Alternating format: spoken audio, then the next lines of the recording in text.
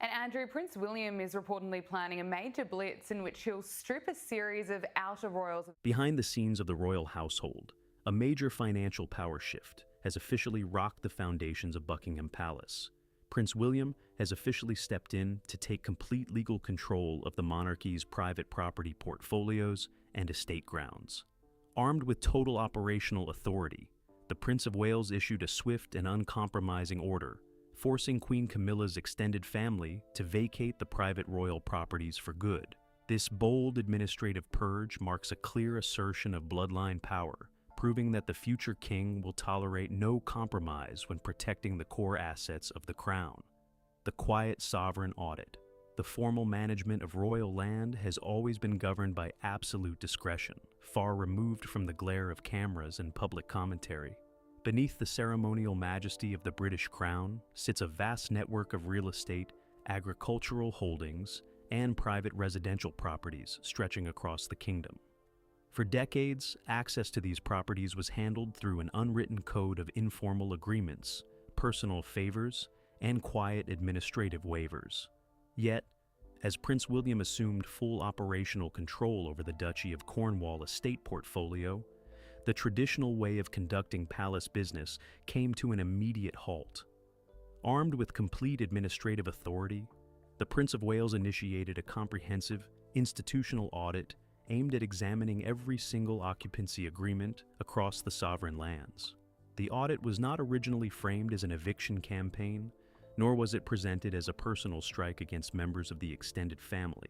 On paper, it was described as a routine modernizing exercise intended to consolidate resources, eliminate operational redundancies, and align estate practices with modern corporate governance. However, as senior estate stewards and independent auditors began examining property logs across key private sites, they uncovered dozens of informal housing arrangements that had been quietly granted during the initial transitional period of King Charles' reign.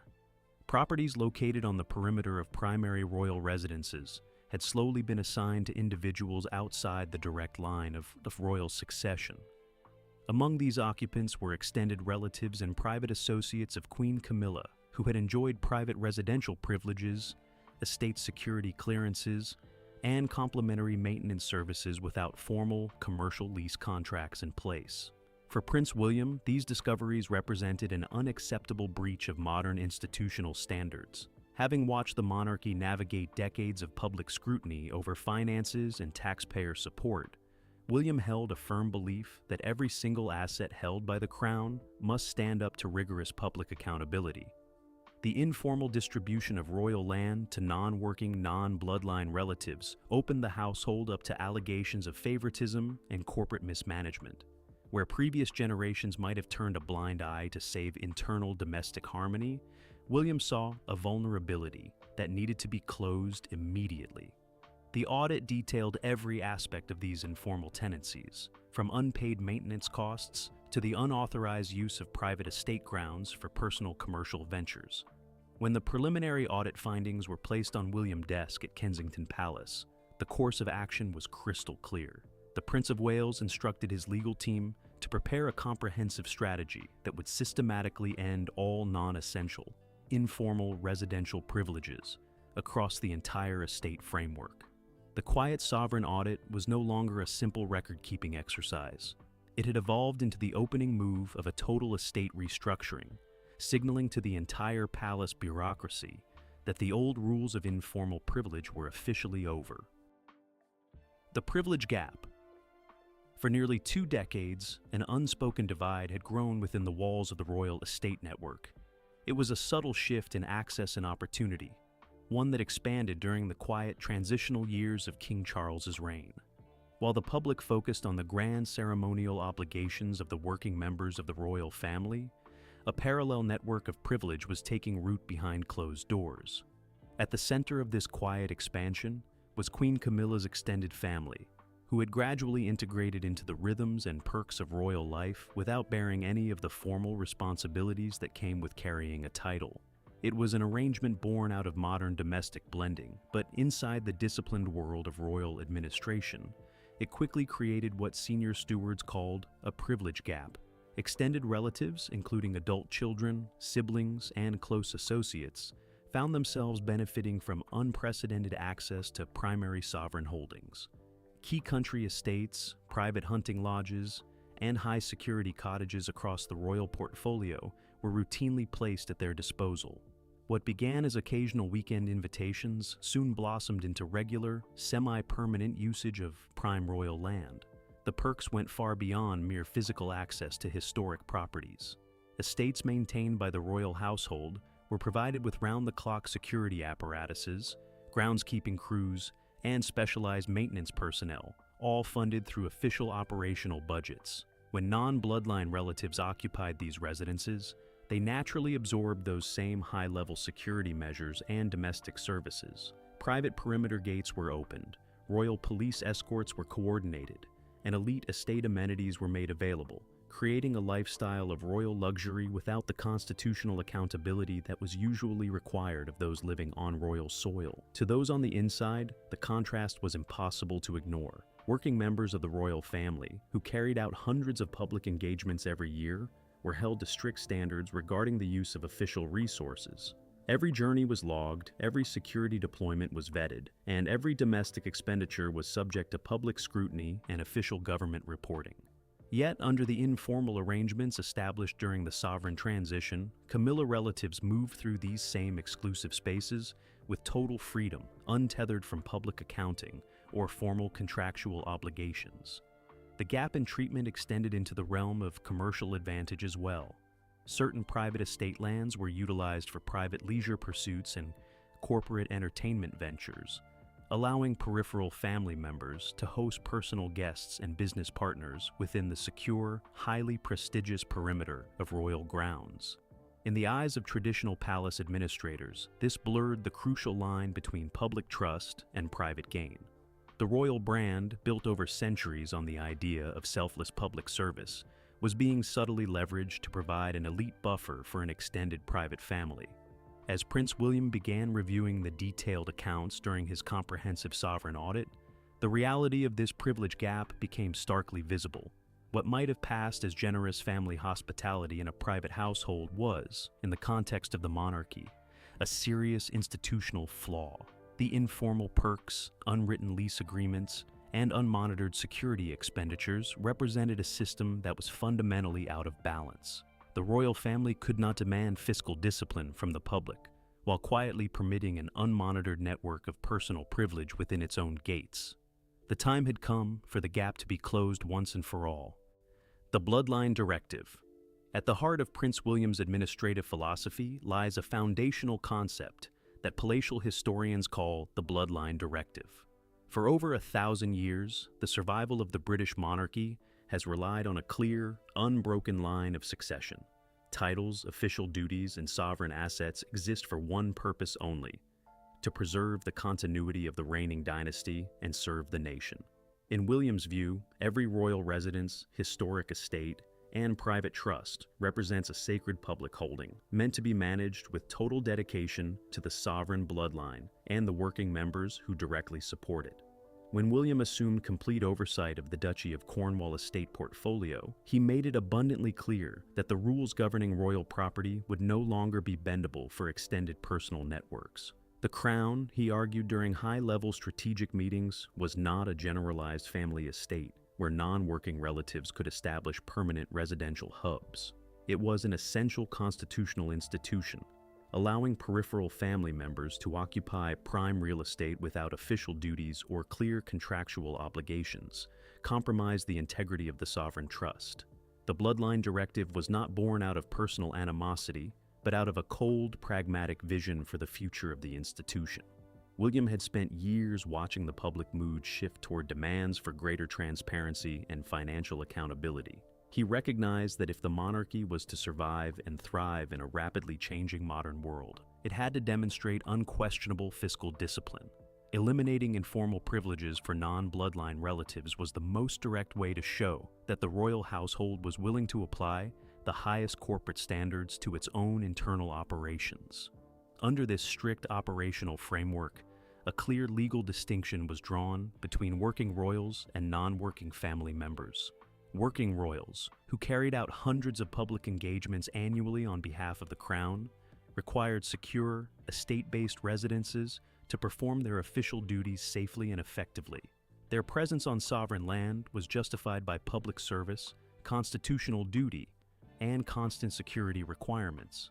In stark contrast, extended family members who operated entirely in the private sector possessed no constitutional mandate to occupy estate holdings under subsidized or informal terms. William applied this rule with complete consistency, making no exceptions for the family of Queen Camilla. While acknowledging their personal role in his father's life, the Prince of Wales maintained that personal relationships could never override constitutional policy. The private estates, historically set aside to support the heir to the throne and the immediate royal line, were to be preserved exclusively for the core working members of the House of Windsor. Any lease, residency agreement, or security clearance that did not directly serve the sovereign line or advance public duties was categorized as non-essential and marked for immediate termination. The enforcement of the bloodline directive sent shockwaves through the traditional palace administrative offices. Senior land agents and property managers who had spent decades accommodating informal domestic requests were forced to realign their operational protocols completely. William made it clear that every future lease across the private estates would require explicit written justification, complete with commercial rate evaluations and mandatory executive review. By embedding this unyielding policy into the core management of the duchy and private sovereign lands, the Prince of Wales permanently closed the door on personal favoritism, ensuring that the wealth, land, and resources of the crown remained strictly aligned with the direct line of a royal succession. The eviction order. When the comprehensive findings of the sovereign audit were formally verified, the phase of quiet observation ended, and the period of swift, unyielding executive action began. What had been discussed in closed-door legal meetings at Kensington Palace was translated into formal, non-negotiable legal mandates. Prince William, operating under his constitutional authority as the Duke of Cornwall and chief steward of the sovereign property framework, directed his principal legal counsel to execute formal eviction notices across every property identified in the audit. There were no press releases, no public warnings, and no preliminary inquiries designed to soften the blow. The paperwork was drawn up with cold corporate precision, treated not as a sensitive family matter, but as an overdue institutional correction. The execution of these orders was carried out with total administrative neutrality. Senior estate managers were instructed to personally deliver written termination notices to every non-working occupant residing on private estate lands without a valid commercial market lease. Among those served were prominent members of Queen Camilla extended family, including long-term residents who had spent years utilizing historic cottages, converted stables, and peripheral farmhouses as personal sanctuaries or secondary offices. The legal document specified a strict, non-negotiable timeline for complete physical evacuation. Every informal occupancy agreement was declared null and void. All subsidized domestic utilities were slated for immediate disconnection upon the deadline, and no grace periods were made available for personal appeal. Simultaneously, the administrative machinery of the Crown acted to shut down every peripheral benefit attached to these residences. Security clearances that had previously allowed unmonitored access through private estate gates were systematically revoked by Central Protection Command. Security personnel stationed at Windsor, Sandringham, and Highgrove were given updated rosters detailing exactly who possessed authorized entry, effectively turning away extended family members who had grown accustomed to coming and going as they pleased. Retainer contracts held by secondary family members for decorative services, estate consulting, and regional management were formally dissolved without option for renewal. The message embedded within the paperwork was absolute. Private occupancy of sovereign assets required either a formal working royal mandate or a standard commercial transaction. The immediate reaction within Queen Camilla's private circle was one of absolute shock and outrage. For years, these informal arrangements had been accepted as customary perks of their proximity to the throne. To receive formal legal demands to surrender keys, clear personal belongings, and permanently forfeit access felt to them like a public humiliation. Urgent efforts were made to delay the enforcement of the orders, with legal representatives attempting to contest the abruptness of the notice periods and seeking private audiences with senior household officials. However, every avenue of appeal was systematically blocked before it could gain traction. Prince William had structured the operational control of the estate so tightly that estate managers answered exclusively to his primary office, completely bypassing the traditional diplomatic channels of the secondary courts. As the quiet deadline drew near, the reality of the shift became impossible to deny. The legal teams acting on behalf of the Prince of Wales made it explicitly clear that any failure to meet the departure date would result in immediate public trespass filings and an instant escalation of formal legal proceedings. This uncompromising stance eliminated any remaining hope of a private compromise or an extended grace period.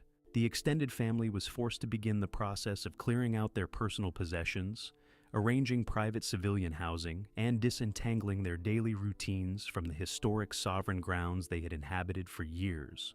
On the final morning of the eviction window, private transport vans and contracted moving crews arrived at the estate gates under the watchful eyes of the palace security. Staff members who had once catered to the domestic needs of non-working relatives stood by as furniture, private art, and personal effects were packed away and driven off royal territory. Estate auditors walked through each vacated room with inventory logs in hand, ensuring that no historical artifacts, royal furnishings, or structural items belonging to the crown had been removed during the departure. Once the inspections were completed, every lock across the perimeter cottages was rekeyed, and digital access codes were permanently wiped from the central security database. The physical clearing of the estates marked the absolute end of an era of unmonitored privilege. Through the decisive execution of the eviction order, Prince William proved that he would not hesitate to deploy the full legal weight of his position to enforce discipline, establishing a firm precedent that non-lineage privileges would be erased entirely in the pursuit of a modern, accountable monarchy. By treating the estate network as a strictly managed corporate trust rather than an informal family retreat, the Prince of Wales demonstrated a relentless commitment to protecting the integrity of the crown, sending a permanent signal across the palace hierarchy that no amount of proximity to power would ever shield non-working relatives from the absolute authority of the direct line of succession. The palace friction, the true test of an institutional purge, lies not in the immediate issuance of administrative orders, but in navigating the silent, intense war that breaks out in the quiet corridors following their execution. Once the formal eviction notices were served, and Prince William froze the primary legal and financial conduits of the estate network, the royal enterprise did not settle into peaceful quiet. Instead, behind the polished ancient facades of the royal estate, the household was plunged into a state of sharp, unyielding internal friction. Behind the historic walls of St. James's Palace, Kensington Palace, and Buckingham Palace, the tension reached its absolute peak. For nearly 2 decades, an informal secondary court had operated in the background, quietly seeking to carve out lasting operational muscle. Through subtle negotiations, off-the-record agreements, peripheral land allocations, and gray market legal structures, Queen Camilla's extended private circle had built a parallel network. This framework was meticulously designed to grant them long-term institutional influence, continuous access to private royal lands, and independent financial security far beyond the scope of constitutional norms. When Prince William and Princess Anne exposed the unratified nature of these arrangements, every private office, secondary contract, and informal residency agreement attached to that shadow court was brought under immediate administrative siege. The result was an unprecedented power struggle between the old guard of flexible palace diplomacy and the new, uncompromising stewards of the direct sovereign bloodline.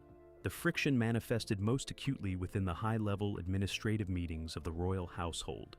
Senior courtiers, long-serving private secretaries, and legal liaisons who had spent years accommodating the domestic preferences of Queen Camilla's inner circle suddenly found themselves caught in a perilous administrative crossfire.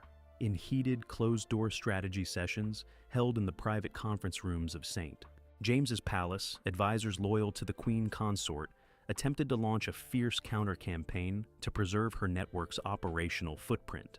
These advisors argued with rising desperation that forcing extended non-working family members to vacate long-held estate properties would create unbearable domestic strain. They warned that such an aggressive purge would inevitably leak into the public domain, fueling destructive media speculation and permanently undermining the image of a warm, unified royal family during a delicate transitional reign. They pushed aggressively for quiet compromises, suggesting informal lease extensions, subtle grace periods, redacted legal entries, or covert financial offsets that would allow peripheral relatives to maintain their estate footprints without public exposure. However, Prince William and Princess Anne remained completely unmoved. Standing firm behind the core principles of the sovereign bloodline directive, they systematically shut down every attempt at private negotiation. Prince William made it explicitly clear that the management of sovereign land and public trust was an absolute constitutional duty, not a bargaining chip for domestic harmony. Princess Anne, leveraging her unmatched authority as the king's most trusted advisor and senior working royal, personally intervened to crush any lingering bureaucratic resistance. She made it clear to every department head that the era of informal favoritism, secondary courts, and off-the-books allowances was permanently over. Any courtier caught attempting to navigate around the executive lockdown, delay the eviction timelines, or facilitate off-the-record accommodations was directly warned that their employment within the royal household would be terminated immediately for gross insubordination.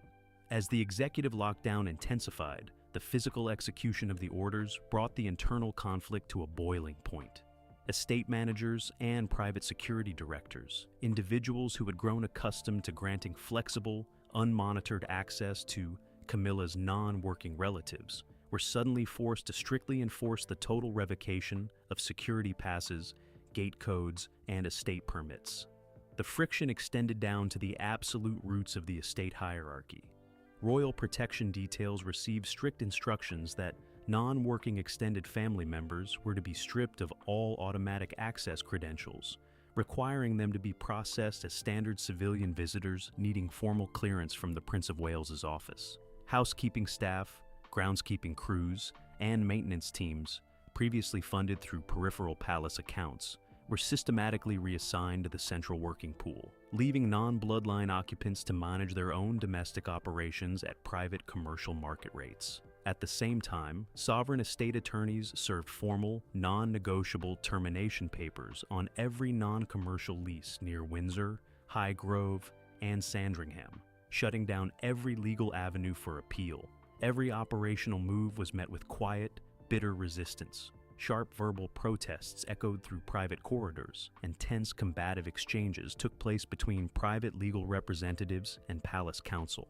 Extended family members who had long taken their privileged access for granted struggled to accept that their informal status had vanished overnight. Yet, despite the intense friction echoing through the administrative offices, Prince William refused to yield a single inch of ground. As master of the Duchy of Cornwall, he held absolute legal control over the economic engine of the estate, and he used that financial authority as an unyielding sledgehammer to ensure that every secondary pipeline was permanently sealed. To prevent secondary factions from attempting to exploit gaps in palace governance ever again, Princess Anne executed a total restructuring of the household staff reporting lines. Historically, individual members of the royal family maintained distinct private offices that often operated as independent fiefdoms, occasionally leaking information or running competing public relations strategies against one another. Under the legacy framework of the Shadow Era, estate allocations had been handled through informal private agreements. Security credentials had been flexible, public relations had been fragmented into factional briefing teams, and financial oversight suffered from peripheral allowances. Under the restructured framework, this compartmentalized structure was forcefully integrated into a single, centralized command hierarchy directly aligned with the bloodline. Estate allocations now required double authenticated approval from both the Prince of Wales and the Sovereign. Security and access were shifted strictly under Central Protection Command, with biometric pass protocols. Public relations were merged into a single unified communications board operating jointly out of Buckingham Palace and Kensington Palace, while financial oversight required direct clearance from the Treasury and Duchy auditors for all funds. This organizational shift effectively stripped the Queen Consort's private team of all independent operational power, Personal secretaries who had once drafted independent estate proposals were instructed that every document touching upon land, funds, or titles now required the written clearance of Prince William's primary legal counsel. Staff members who resisted this new reality were quietly transitioned out of service, leaving the administrative apparatus completely staffed by loyalists committed to the central line of succession. Perhaps the most delicate layer of friction was the profound emotional and political tension that settled over the monarch himself. King Charles found himself caught in an extraordinary personal predicament, positioned directly between his deep affection for his wife and his sacred constitutional obligation to his direct heir and his sister. Queen Camilla's private circle made repeated, impassioned appeals to the king, urging him to exercise his sovereign prerogative to override Prince William's eviction orders and restore administrative order to the domestic sphere. They argued that allowing his son to systematically strip the queen consort's family of their long-held privileges represented an unprecedented loss of face and an open humiliation within the palace hierarchy. However, King Charles possessed a profound, lifelong understanding of the constitutional mechanics that keep the British crown intact. Though the king naturally felt the private weight of domestic friction, he recognized that Prince William and Princess Anne were acting with strict legal logic. He understood that the creation of an unratified shadow court, if ever exposed to parliamentary inquiry or public audit, would pose a far greater existential threat to his reign than any internal domestic discomfort. Ultimately, the king chose the survival of the institution over private compromise. By refusing to issue a royal countermanding order, King Charles gave his silent, definitive consent to the purge. His quiet acquiescence signaled to every remaining courtier that the Prince of Wales was operating with the full, backing authority of the crown, effectively extinguishing the shadow court's last hope of a royal pardon. What made this period of palace friction so extraordinary was the absolute military-grade discipline with which it was managed. Outside the stone walls of the royal residences, the global public remained completely oblivious to the intense conflict raging within. The global media continued to broadcast images of Queen Camilla standing beside King Charles at state dinners, diplomatic summits, and national commemorations. The public saw only an image of seamless continuity, dignity, and unbroken tradition. Yet, behind that carefully maintained image, the internal mechanics of the House of Windsor had undergone a profound revolution. The true measure of sovereign strength was shown to be the ability to enforce total internal discipline without dropping a single tear in the public eye. Power was not demonstrated through public drama, but through the quiet, absolute neutralization of parallel authority. By standing firm against intense internal pressure, navigating the fierce resistance of the old guard, and executing the eviction orders to their exact legal conclusion, Prince William and Princess Anne sent a message that will reverberate through the history of the monarchy for generations. They proved that the modern House of Windsor will not be compromised by secondary networks, informal arrangements, or peripheral court politics. The palace friction did not weaken the institution. Instead, it acted as a crucible, burning away the last remnants of shadow influence and cementing absolute, unassailable administrative authority strictly within the direct line of sovereign succession. The new royal order. With the physical clearing of the estate properties completed and the internal resistance systematically dismantled, a profound, irreversible shift settled across the entire perimeter of the British monarchy. The dust of the fierce administrative purge began to clear, revealing a streamlined, highly disciplined estate structure that bore the clear, uncompromising signature of Prince William. The era of informal privileges, unwritten residential agreements, and secondary courts operating in the shadows of power was officially dead. In its place stood a modern corporate framework engineered to withstand any degree of public, parliamentary, or media scrutiny. The former residences, once occupied by Queen Camilla's extended family, were immediately repurposed under the strict terms of the new corporate mandate. Properties across Berkshire, Gloucestershire, and Norfolk that had languished for years as subsidized secondary homes and private leisure hubs were promptly transferred into formal commercial leasing programs. Operating under independent market valuations conducted by top-tier London land agencies, these holdings were placed on the open rental market or repurposed into verifiable revenue streams for the Duchy of Cornwall Trust. Those select cottages and lodges deemed vital for operational logistics were set aside strictly for essential estate staff, as security details, and active working personnel engaged in official royal business. Security perimeters across Sandringham, Windsor, and Highgrove were fully modernized with high-tech digital access protocols and centralized oversight. Access credentials were completely overhauled, ensuring that non-lineage access was permanently monitored, logged, and restricted to verified personnel carrying out official duties.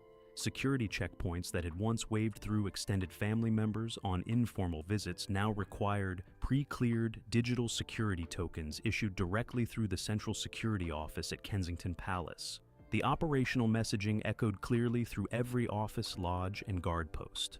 The sovereign estate was a public and historic trust meant to serve the nation, not an exclusive retreat for extended personal networks.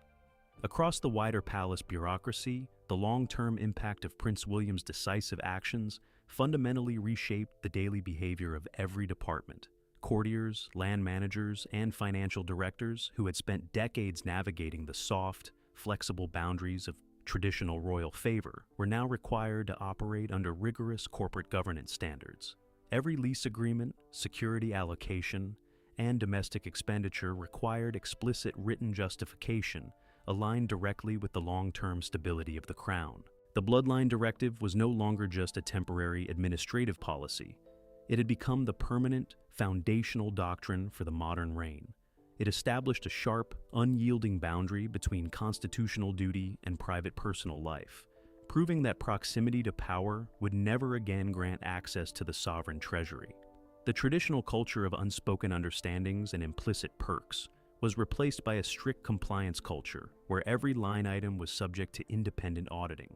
The political dynamics within the royal household were fundamentally transformed for the next generation. By successfully asserting complete legal and administrative control over the Duchy of Cornwall and sovereign land allocations, Prince William firmly established his position as the primary operational authority behind the daily management of the institution. Senior courtiers, who had once maneuvered between competing domestic factions, quickly recognized that the balance of power had permanently settled in favor of the Prince of Wales. The successful execution of this purge demonstrated that the future king possessed both the willingness and the institutional power to dismantle outdated habits, regardless of internal tension or domestic discomfort. Through cold precision, legal authority, and unwavering resolve, the Prince of Wales closed a dangerous institutional vulnerability, ensuring that when he eventually ascends to the throne, he will inherit a monarchy that is lean, accountable, and fully prepared to navigate the high demands of the modern world. As the weeks turned into months, the broader implications of the restructuring became evident across every branch of royal operations.